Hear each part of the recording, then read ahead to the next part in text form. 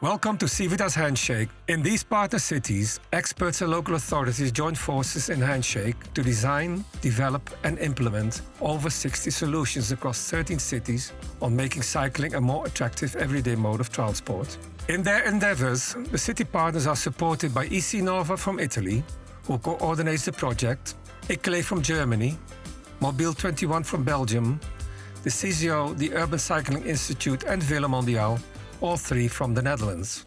The solutions that the cities worked on may be multifaceted or interconnected, but each solution fits into one of 4 categories of activity that help drive the performance of successful cycling cities. My name is Pascal van der Noord from Velo Mondial, and I will be your host on this trip. Meander with me through the cities, finding out how cycling is organized, what has been achieved, and what the future will bring.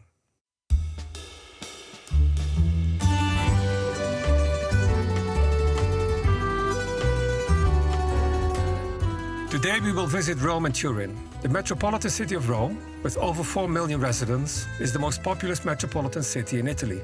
Rome has much unfulfilled potential when it comes to active mobility. Cycling has a crucial role to play in reducing congestion and improving the quality of life for all in the Italian capital. Turin is the capital of the Piedmont region and one of Italy's important economic centers. Since the 1990s, Turin has been following a path that has seen it transform from an industrial capital into a hotbed of innovation and culture. During this time, the city of Torino has worked hard to foster sustainable mobility. Cycling in the city of Turin is growing steadily, despite a lack of large investment. The mostly car-oriented mobility culture, built up through decades of street design planning, is now shifting to a more balanced modal mix. The city has one of the highest levels of car ownership in Europe, which has meant that public areas are congested by cars, a problem which the city wants to overcome by joining Handshake. In Rome, I'm in the company of Francesco Iacorossi, Senior Project Manager at the Rome Mobility Service. This is the Constantine Arch, and where the GRAB project will start. The GRAB project, for those who are not aware of it, is a cycling vehicle along the city of Rome. The city of Rome is working on the GRAB project, 45 kilometers of transitory bike lane in a ring around the city. The route is entirely flat, spread mainly along pedestrian walkways and bicycle paths, parks and rivers, and is ideal for anyone who wants to see the best sides of Rome while staying active.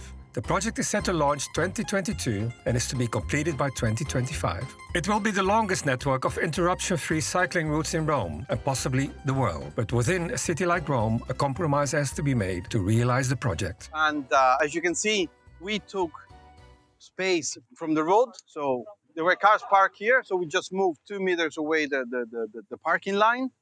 And as you can see here is a double-way cycling path. And so it's a bike lane at the very beginning, but then it becomes a segregated cycleways.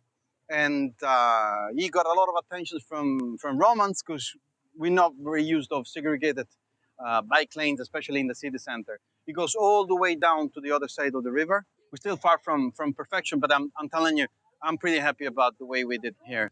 Inspiring people to ride a bicycle comes with many benefits for everyone. Besides being good for one's physical and mental health, it is also a valuable resource in fighting climate change. Without a doubt, over the years, this has become an extremely important focus point for Rome as well as other European cities.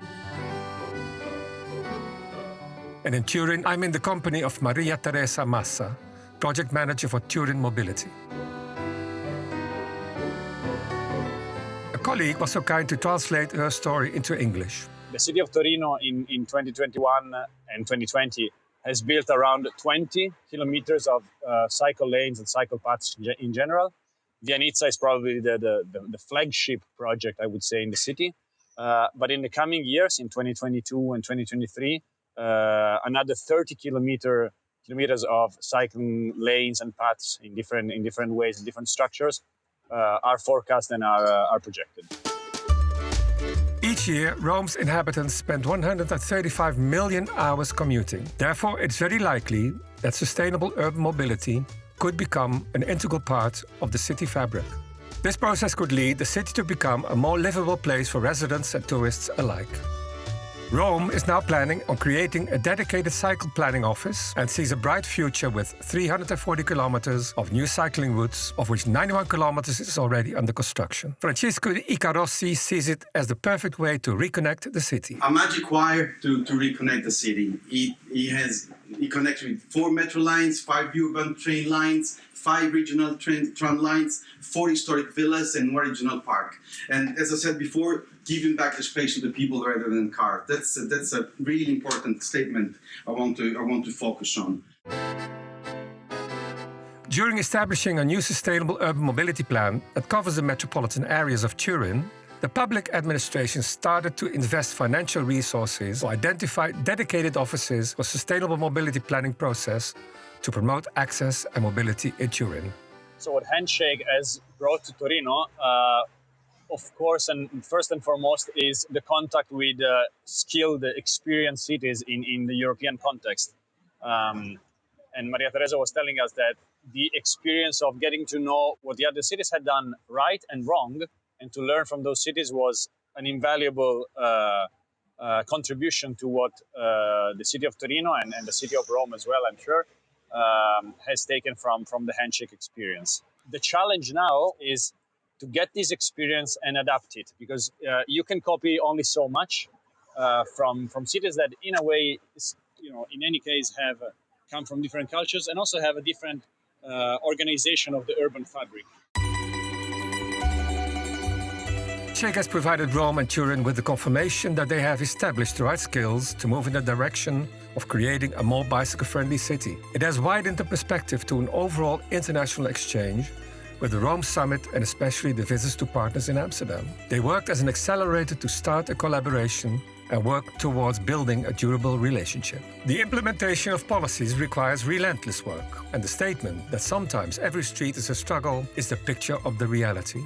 However, both cities will prioritize their investments in cycling more than ever, and the hard work will pay off. Please join me on one of my other trips to one of the 13 partner cities involved in Civitas Handshake.